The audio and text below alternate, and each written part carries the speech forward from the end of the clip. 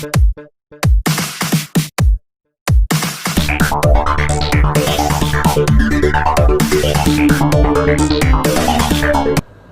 Dear students, welcome to the Phys frame.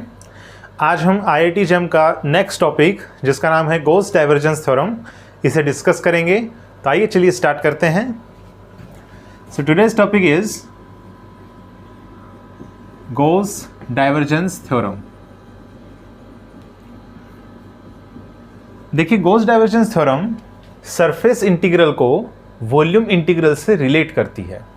Mathematically अगर हम देखें, then it is surface integral of a vector function over the surface as this must equal to the volume integral of divergence of vector function in this volume region V। ठीक है, तो इसका statement क्या है? This is the mathematical expression. ठीक है, and this statement is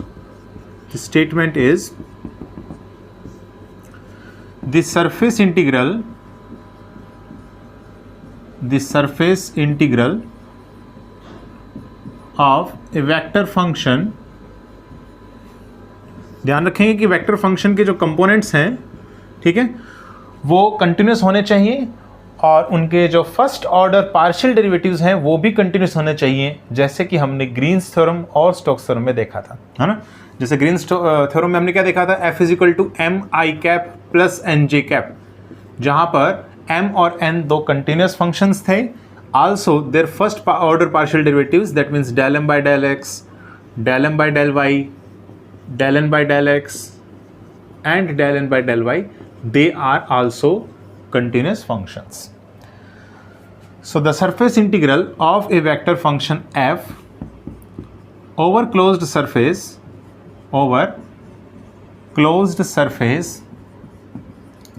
S is equal to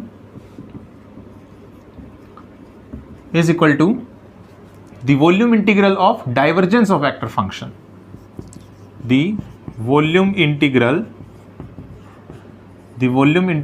of divergence of vector function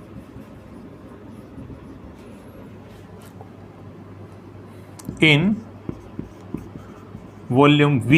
vector function में define किया है inside the volume V at any point, ठीक है, और ये फंक्शन होना चाहिए एक्स वाई जेड का, ठीक है, in volume V in the surface S। ठीक है, तो ये मान लीजिए अपने पास कोई 3 डायमेंशनल ऑब्जेक्ट है, ठीक है, और ये इसके अंदर का रीजन है, इसको हम V नाम दे देते हैं। इसका जो सरफेस है वो हम S नाम दे देते हैं। यूनिट आउटवर्ड नॉर्मल वेक्टर इस डायरेक्शन में सपोज कीजिए, ठीक है, और F जो वेक्टर है वो इस वॉल्यूम जो है, इस वॉल्यूम रीजन के अंदर कहीं पर भी हो सकता है। It must be a function of x, y and z, ठीक है, and this region is the vector field, ठीक है, वेक्टर फील्ड रीजन, ठीक है, and this is the vector function. अब देखिए, हमने मैथमेटिकल एक्सप्रेशन देखा, हमने स्टेटमेंट देखी, अब बात करते हैं कि इसका फिजिकल सिग्निफिकेंस क्या है। तो यही मान लीजिए कि एक स्फेरिकल कंटेनर है, ठीक है, 3 डायमेंशनल क्या है? स्फेरिकल कंटेनर है, और हमने क्या किया? इसमें बहुत सारे होल्स बना दिए हमने। कहाँ? सरफेस पर, ठीक है, ये हमने क्या कर दिया? बहुत सारे होल्स बना दिए। अब आप सपोज कीजिए यहाँ पर आप एयर को यहाँ पर पंप करते हैं, ठीक है, यहाँ से आप एयर को क्या करते हैं? पंप करते हैं। जैसे आप एयर को पंप करेंगे, एयर जो है वो इस रीजन के अंदर जाएगी, और इस रीजन के अंदर यानी कि इनसाइड दिस वॉल्यूम क्या होगी? वो एक्सपेंड होगी, और जैसे जैसे टाइम बीतता चला जाएगा वैसे वैसे आप ये भी देखिए कि वो जो एयर है वो इन होल्स से क्या होगी? एक्सपेल होगी, बाहर की तरफ जाएगी, दैट मीन्स लीक होगी। तो ये दोनों बराबर होनी चाहिए, मतलब कि the expansion of the air inside this volume must be equal to the air which is leaked through these holes from this surface S। ये चीज़ है, ठीक है। तो मैंने क्या कहा? एयर एक्सपेंड, एयर जो एक्सपेंड कर रही है इन वॉल्यूम V, एयर का जो एक्सपेंशन हो रहा है वॉल्यूम वी में, जैसे आप एयर को पंप कर रहे हैं, this must be equal to air leak through holes of surface S. ठीक है, इसके सरफेस के होल्स जो हमने बनाए हैं, यहां से क्या हो रही है, वो एयर लीक भी हो रही है। This must be equal to the air expand in the volume V. ठीक है, अब देखिए एयर की जो वेलोसिटी है, ऑब्वियसली एयर को जब हम पंप करेंगे तो इनसाइड कुछ एयर की वेलोसिटी होगी। उस वेलोसिटी को हमने क्या नाम दिया है, वेलोसिटी वेक्टर फील्ड। जो वेक्टर फंक्शन है एफ, ये वही रिप्रेजेंट कर रहा है, और किसी भी पॉइंट पर ये फंक्शन होना चाहिए vector function x y z का। ठीक है, तो एयर की जो वेलोसिटी है, this act as a vector function F. Expansion, अब नेक्स्ट चीज क्या है, एक्सपेंशन किस में हो रहा है, वॉल्यूम वी में। एक्सपेंशन या फिर कंप्रेशन कौन बताता है हमें, इस वेक्टर फील्ड का जब डाइवर्जेंस लेंगे हम, तो ये हमें क्या बताएगा, एक्सपेंशन या फिर कंप्रेशन। क्योंकि हमें पता है अगर divergence of F greater than 0 हो गया, then there must be expansion and the point act as a source. ये हमने फिजिकल सिग्निफिकेंस देखा था। अगर ये लेस देन 0 हुआ, then we say that there is a compression of the gas और द एयर। ठीक है, और कंप्रेशन होगा, then the point, all the points in this region act as a sink. ठीक है, सिंक की तरह वो बिहेव करते हैं। ये हमने जो है फिजिकल सिग्निफिकेंस देखा था किसका, डाइवर्जेंस का। So what is this, air expansion, that means divergence of vector function inside the volume we, जो कि क्या है, ये है RHS। ठीक है, किसका, डाइवर्जेंस थ्योरम का। अब बात करते हैं इसकी। एयर लीक हो रही है ना, and it leaks through the holes of surface S. तो देखिए एयर लीक होने का मतलब ये हुआ कि एयर जो है वो इस सरफेस में से बाहर आ रही है ना। तो कुछ ऐसी क्वांटिटी जो एक सरफेस में से बाहर आ रही है या पास हो रही है, हम उसको क्या कैसे डिनोट करते हैं, फ्लक्स। कैसे डिनोट करते हैं, फ्लक्स। फ्लक्स की डेफिनेशन ये है कि कोई क्वांटिटी कितनी पास हो रही है किसी सरफेस पर से। ठीक है, किसी सरफेस में से कोई क्वांटिटी जो है वो कितनी पास हो रही है, वही चीज़ क्या डिनोट करती है, फ्लक्स। जैसे इलेक्ट्रिक फ्लक्स है, तो इलेक्ट्रिक फील्ड लाइंस जो है किसी सरफेस से कितनी पास हो रही हैं, वही क्या डिनोट करेगा, इलेक्ट्रिक फ्लक्स की वैल्यू। ठीक है, तो यहाँ पर भी यही चीज़ है, एयर का जो लीक होना है, ये क्या चीज़ रिप्रेजेंट कर रहा है, वेक्टर फंक्शन। जो वेलोसिटी ऑफ एयर है, this is vector function. Vector function का क्या डिनोट कर रहा है, flux. And this is what, surface integral means flux, this denotes flux. And this must be equal, और ये मैंने यहाँ कहा था इक्वल होना चाहिए दोनों चीज़ें, यानी कि जो एयर एक्सपेंड कर रही है inside this volume V, this must equal to the air leaked through the holes of the surface S. ये इक्वल होना चाहिए, तो इसका फिजिकल सिग्निफिकेंस है। ठीक है, ऐसे और भी एग्जांपल्स ले सकते हैं। किसी कंटेनर में आप गैस को फिल कीजिए और उसमें से अगर आप होल्स बनाएंगे तो उस केस में भी यही होगा। ठीक है, कार के जो टायर्स हैं उसमें हम एयर को पंप करते हैं, तो उस केस में भी यही होता है, थ्रू द सरफेस एस जो है वो एयर थोड़ी लीक करती है, और inside the volume, inside the tyres, ठीक है, वो क्या होते हैं, एयर जो है वो एक्सपेंड कर रही होती है उस टाइम पर। ठीक है, तो ये सब एग्जांपल्स हैं, इसके फिजिकल सिग्निफिकेंस हैं। अब बात करते हैं कुछ क्वेश्चंस की, कुछ क्वेश्चंस डिस्कस करेंगे। ठीक है, तो देखिए फर्स्ट क्वेश्चन है, verify Gauss divergence theorem for this vector function taken over surface of the cube bounded by the planes x is equal to y equals to z is equals to 1 and coordinate planes. So you have to given the vector function f as x cube minus yz I cap minus 2x square y j cap and plus z k cap। ठीक है, और हमें जो surface है वो cube का given है। उसके बाद हमने क्या निकालना है, वेरीफाई करना है, वेरीफाई करना है, अपने केस में निकालना नहीं है, वेरीफाई करना है गॉस डाइवर्जेंस थ्योरम को। और प्लेन्स हमको गिवन है x is equal to y is equal to z equals to 1 and coordinate planes means x is equal to y equals to z is equal to 0। ठीक है, तो ये cube बनेगा। ठीक है, क्यूब है ये, तो क्यूब लुक्स लाइक दिस।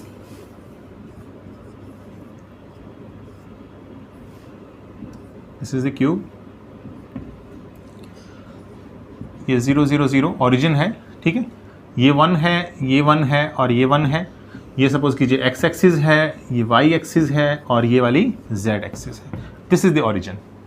ठीक है, और हमें वेक्टर फंक्शन गिवन है और हमें गॉस डाइवर्जेंस थ्योरम को वेरीफाई करना है। तो गॉस डाइवर्जेंस थ्योरम का मैथमेटिकल एक्सप्रेशन क्या है, f dot n cap d s is equal to volume integral v del dot f into d v. ठीक है, तो मान लीजिए हम सबसे पहले LHS सॉल्व करते हैं। ठीक है, LHS सॉल्व करते हैं सबसे पहले। तो यहाँ पर सरफेस इंटीग्रल है, बताइए क्यूब में कितने सरफेसेस हैं, टोटली 6 सरफेसेस हैं, तो 6 का ही हमको सरफेस इंटीग्रल करना पड़ेगा और सबका हमें क्या करना पड़ेगा, सम करना पड़ेगा। अब देखिए यहाँ पर 6 सरफेसेस के नाम दे देते हैं, this is S1, S2, S3, S4 और ये बैक वाला दे देते हैं S5 और ये वाला देते हैं S6। ठीक है, चलिए तो सबसे पहले हम S1 सरफेस पर आते हैं। S1 सरफेस कौन सा है, S1 सरफेस ये वाला है। ठीक, S1 सरफेस ये वाला है। कौन सा प्लेन है ये, this plane is XZ plane. तो सबसे पहली बात, XZ प्लेन में ये सरफेस S1 लाई करने लग रहा है। अब बात करते हैं unit outward normal vector n cap की। यहाँ पर n कैप इस डायरेक्शन में, इस डायरेक्शन में है for the surface S1 which is plus j cap direction. So plus j cap direction is the value of the unit outward normal vector n cap. ठीक है, इसके बाद देखिए यहाँ से, यहाँ पर XZ प्लेन है तो y की वैल्यू फिक्स होगी। y की वैल्यू कितनी है यहाँ पर, y की वैल्यू 1 इस केस में फिक्स है, y की वैल्यू 1 फिक्स है इस केस में। अब इसको सॉल्व करते हैं। देखिए integration f dot n cap कितना है, j कैप है, और ds कितना हो जाएगा in XZ plane, dx dz divided by n cap dot j cap, ये हो जाएगा यहाँ से। ठीक है, एंड देन f वेक्टर का डॉट प्रोडक्ट लेना है j कैप के साथ। ठीक है, तो कितना आ जाएगा, -2x² y, so this value is -2x² y। ठीक है, and dx dz n cap dot j cap, that means j cap dot j cap is becomes 1. Now y is 1 fixed, so you have to put y is equal to 1 and the integration limit for x and z is given as 0 to 1 and 0 to 1. अब देखें यहाँ से इसको हमें solve करना है तो कितना हो जाएगा यहाँ से, -2 और x² का कितना हो जाएगा, x³/3, limit goes from 0 to 1, और dz का z limit goes from 0 to 1 and this comes out to be -2/3. So this comes out to be -2/3. S1 surface के लिए जो सरफेस इंटीग्रल आया है उसकी वैल्यू आई है -2/3। अब बात करते हैं S2 सरफेस की।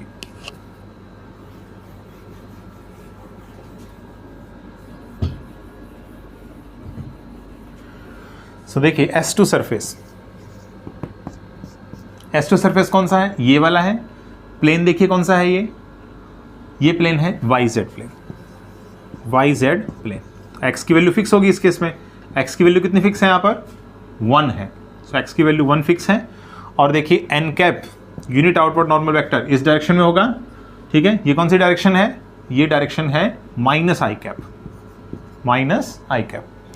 यहाँ से सरफेस इंटीग्रल निकालेंगे, then this becomes S2 and f vector dot n cap कितना है, -i कैप है, and ds is dy dz divided by n cap dot i cap, ये हो जाएगा यहाँ से, and this becomes -i cap dot i cap is -1 और ये माइनस भी यहाँ पर है, so this minus and this minus got plus. ठीक है, अब आपने लेना है f वेक्टर का डॉट प्रोडक्ट i कैप के साथ, कितना हो जाएगा, x³ - yz, so this is x³ - yz and dy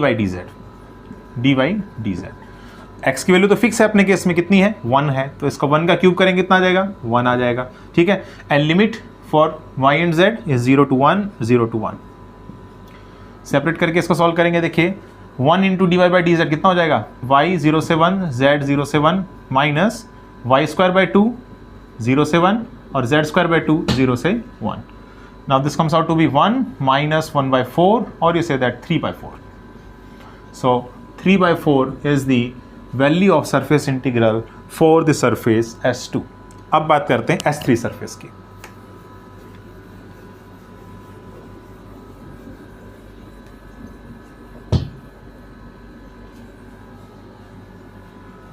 So next is S3 surface. S3 surface कौन सा है, ये वाला है S3 सरफेस। प्लेन देखिए कौन सा है, ये XZ प्लेन, तो ये लाई कर रहा है XZ प्लेन में। ठीक है, वैल्यू देखिए y की इसके अंदर फिक्स रहेगी, y की वैल्यू क्या है, 0 है, तो y की वैल्यू 0 फिक्स है। n कैप की वैल्यू देखिए नीचे की डायरेक्शन में है unit outward normal vector which is -j cap, so n cap की वैल्यू कितनी हो जाएगी, -j कैप। ठीक है, सरफेस इंटीग्रल की value S3 and this is F vector dot minus J cap and dx dz divided by n cap dot J cap. ठीक है, F vector का जे कैप के साथ डॉट प्रोडक्ट कितना हो जाएगा, -2x²y कितना हो जाएगा, -2x²y dx dz और n cap dot J cap, n cap dot J cap कितना हो जाएगा, ये माइनस और यहाँ से भी -1 आएगा, बिकम्स +1। ठीक है, ये कितना हो जाएगा, +1 हो जाएगा। y की वैल्यू फिक्स है which is 0, so the whole integral becomes 0। सारे इंटीग्रल की वैल्यू कितनी आ जाएगी, 0 आ जाएगी। सो S3 के लिए सरफेस इंटीग्रल की वैल्यू 0 है। अब बात करते हैं S4 के लिए। S4 कहाँ है, S4 ये रहा। ठीक है, प्लेन देखिए कौन सा है, ये प्लेन है YZ प्लेन। तो YZ प्लेन है तो x की वैल्यू फिक्स होगी। x की वैल्यू कितनी है फिक्स, x की वैल्यू इस वाले के लिए कितनी फिक्स है, x is equal to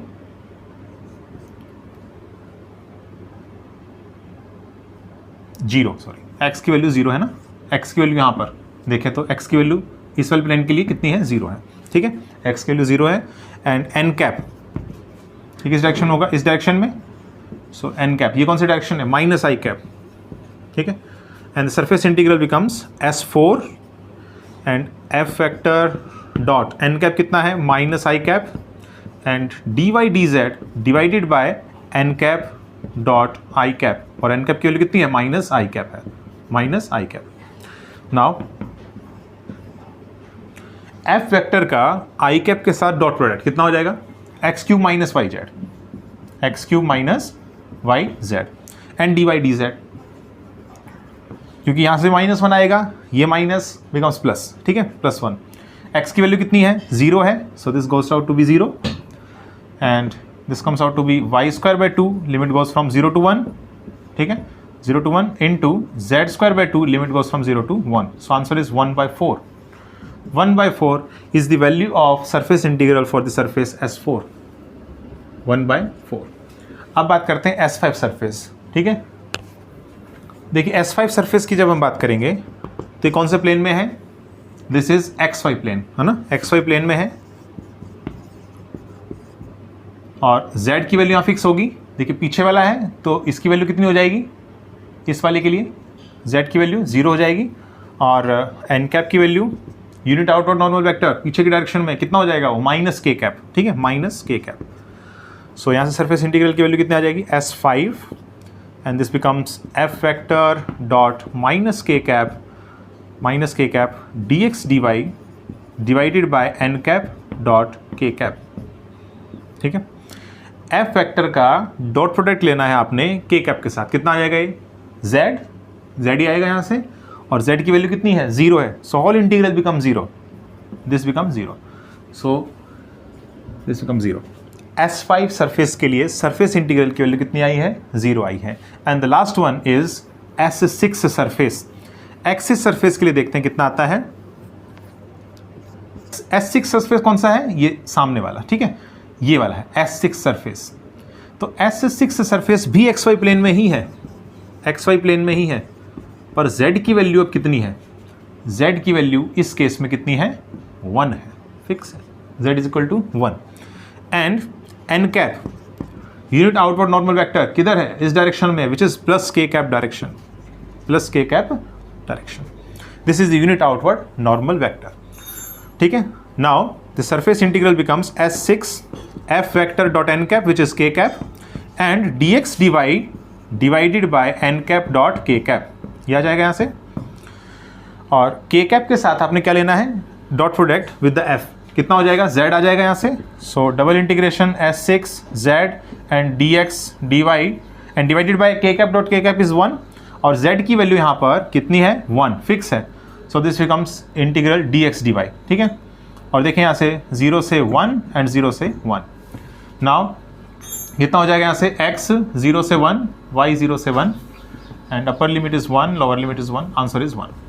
so 1 is the value of surface integral for the surface S6। अब हमें कंप्लीट सरफेस इंटीग्रल चाहिए, लेफ्ट हैंड साइड चाहिए, तो हम क्या करेंगे, सबका सम कर देंगे। सबका सम करेंगे तो कितनी वैल्यू आ जाएगी, अगर सबका सम करेंगे then the value comes out to be -2/3 + 3/4 + 0 + 1/4 + 0 + 1. LCM is 12 -8 + 9 + 3 + 12. ठीक है, then it comes out to be 12 + 12 24, 24 - 8 16, so 16/12, and it comes out to be 4/3. So 4/3 is the value of the surface integral. अब बात करते हैं right hand side की. ठीक है, right hand side की बात करते हैं अब. तो देखिए राइट हैंड साइड के लिए सबसे पहले हमें क्या फाइंड आउट करना है, वेक्टर फंक्शन का डाइवर्जेंस कितना होगा. वो फर्स्ट कंपोनेंट का x के रेस्पेक्ट में डिफरेंशिएशन कितना होगा, वो 3x² प्लस सेकेंड कंपोनेंट का y के रेस्पेक्ट में डिफरेंशिएशन कितना हो जाएगा, ये -2x². So this is -2x² plus third component का z के रेस्पेक्ट में डिफरेंशिएशन कितना हो जाएगा, z का differentiation with respect to z is 1. So this comes out to be x² + 1.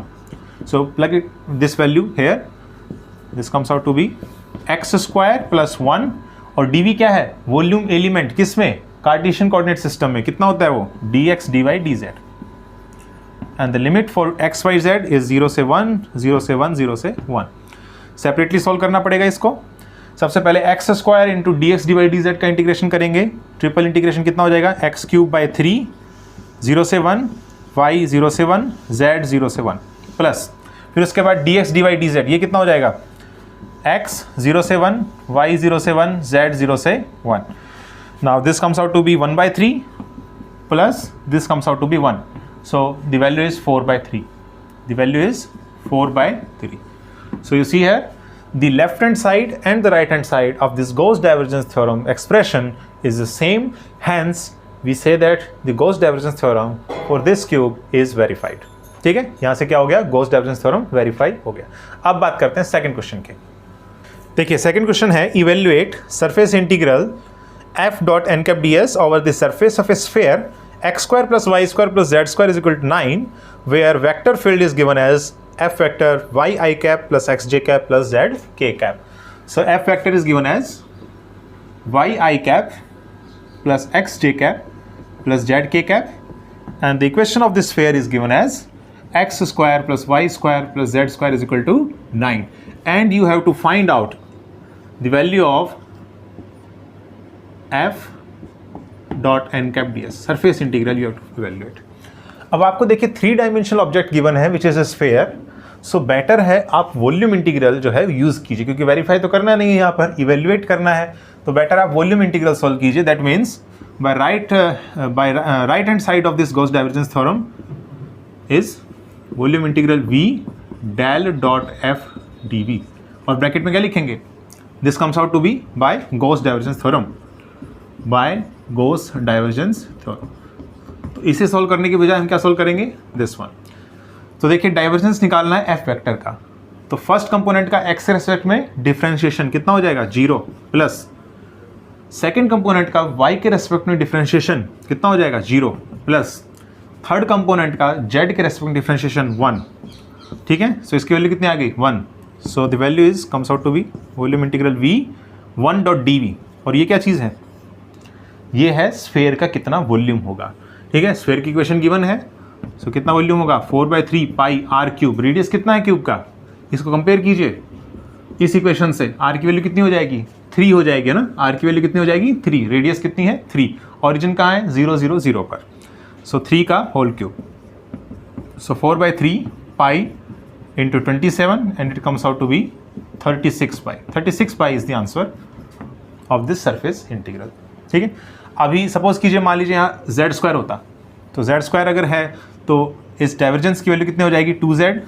यहाँ पुट करेंगे तो 2z. अब इसको कैसे वैल्यूएट करें, कैसे फाइंड आउट करें इसको, आप इसको फाइंड आउट करेंगे यूजिंग स्फेरिकल कोऑर्डिनेट सिस्टम, क्योंकि 3 डायमेंशन की बात कर रहे हैं फॉर ए स्फीयर. तो बात करेंगे स्फेरिकल कोऑर्डिनेट सिस्टम. इस केस में x की वैल्यू जो होती है वो होती है r sin theta cos phi, y की वैल्यू होती है r sin theta sin phi, z की वैल्यू होती है r कोस थीटा, और जो वॉल्यूम एलिमेंट की वैल्यू होती है this comes out to be r² sin theta d r d theta d phi, ठीक है। जैकोबियन से आप इसको कैलकुलेट कर सकते हैं। और इसके जो अंदर जो लिमिट है वो क्या होगी, आर की बताइए क्या लिमिट है। इनिशियली 0 से लेकर के स्फेयर का सरफेस का कहाँ पर है, उसकी रेडियस कितनी है 3 है। सो 0 से लेकर के 3 तक। थीटा की लिमिट 0 से पाई और फाई की लिमिट 0 से 2 पाई। अगर ऐसा केस आता तो फिर हम इसको इस तरीके से सॉल्व करते हैं स्फेरिकल कोऑर्डिनेट सिस्टम में। पर अभी इस केस में तो ईजी है अपने केस में। So the answer is 36 pi. Third question देखते हैं। Third question is if the surface integral of the field A is given as this over the closed surface of an arbitrary unit sphere is to be 0, then the relation between alpha, beta and gamma is. So देखिए यहाँ से आपको एक vector field given है, x y z का function होगा obviously. It comes out, it gives to be 2 alpha x i cap plus beta y j cap and -3 gamma z k cap, ये आपको गिवन है। और आपको कह रहा है कि for an arbitrary unit sphere the value of the surface integral over close surface, that means s a dot n cap d s, इसकी वैल्यू कितनी है 0 गिवन है आपको for a unit sphere. Unit sphere मतलब स्फेयर की radius कितनी है r है, ठीक है। तो हमें बताना है कि इन अल्फा बीटा गामा, ठीक है, इनके बीच में क्या रिलेशन होगा, इनके बीच में क्या रिलेशन होगा। सो देखिए हम क्या यूज़ करेंगे, देखिए स्फेयर है तो 3 डायमेंशन है तो वॉल्यूम इंटीग्रल सॉल्व करेंगे, ना कि सरफेस इंटीग्रल। वेरीफाई नहीं करना है अपने को यहाँ पर, तो बेटर है आप गॉस डाइवर्जेंस थ्योरम का यूज़ कीजिए। राइट हैंड साइड कितना होगा, राइट हैंड साइड हो जाएगा volume v and del dot a d v, this is equal to 0, ठीक है, क्योंकि ये 0 गिवन है तो ये भी 0 होना चाहिए by Gauss divergence theorem, by Gauss divergence theorem, ठीक है। अब देखिए इधर डेल डॉट ए 0 है या फिर डी वी 0 है। क्या वॉल्यूम एलिमेंट 0 है, नहीं, वॉल्यूम एलिमेंट 0 नहीं, क्योंकि रेडियस अपने को क्या गिवन है 1 गिवन है, ये 0 नहीं हो सकता है, this does not equal to 0, ये 0 होगा। This is sufficient necessary sufficient condition, ठीक है। तो ये क्या है डाइवर्जेंस, तो डाइवर्जेंस निकालिए इसका। फर्स्ट कंपोनेंट को x के रेस्पेक्ट डिफरेंशिएशन कीजिए, कितना हो जाएगा 2 अल्फा प्लस सेकेंड कंपोनेंट को y के रेस्पेक्ट डिफरेंशिएशन कीजिए, कितना हो जाएगा बीटा प्लस थर्ड कंपोनेंट को z के रेस्पेक्ट में डिफरेंशिएशन कीजिए, कितना आ जाएगा -3 gamma, and this must be equal to 0, ठीक है। अब देखिए ये तो ऑप्शन में गिवन था नहीं, तो आप क्या कीजिए इसको 6 से डिवाइड कर दीजिए, ये ऑप्शन में था। सो अल्फा बाय 3, 6 से डिवाइड करने पर both sides beta by 6 and minus gamma by 2, this must be equal to 0, तो ये ऑप्शन करेक्ट होगा यहाँ पर। तो हमने गॉस डाइवर्जेंस थ्योरम की स्टेटमेंट देखी, उसका मैथमेटिकल एक्सप्रेशन, उसका फिजिकल सिग्निफिकेंस, और हमने कुछ प्रॉब्लम्स इस पर डिस्कस करी आज। तो अगर आपको वीडियो पसंद आई है तो आप इसे लाइक कीजिए, कमेंट कीजिए और शेयर कीजिए, और चैनल को सब्सक्राइब कीजिए। Thank you.